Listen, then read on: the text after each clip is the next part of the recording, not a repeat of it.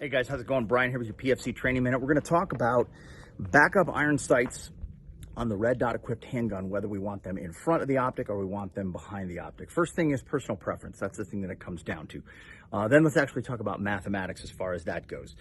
It is negligible. It's a teeny tiny little bit. However, if you think about it, the closer that glass surface is back to my eyeball, the faster I'm going to be able to pick up that red dot. The more slop it's going to tolerate as far as picking it up when I look inside of the Pringles can.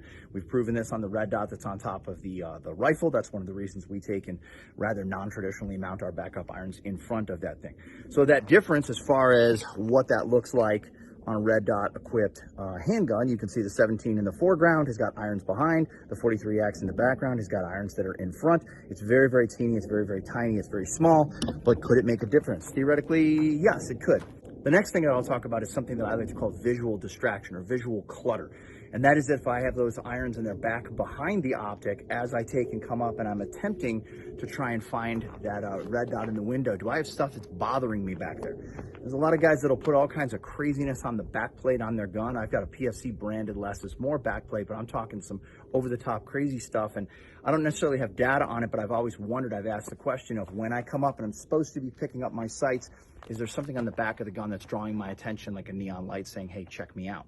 That also goes for what style backup irons you go with. Are you going to go with flat black? Are you going to go with tritium, high vis orange?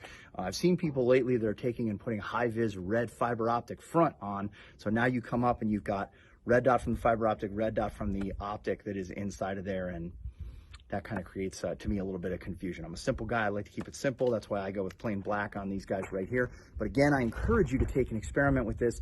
If you've got friends of yours, if you've got teammates, other students in a class, and they've got a setup that's similar or different to yours, get on that thing, give it a try, and that way you'll only buy once and cry once. Be safe.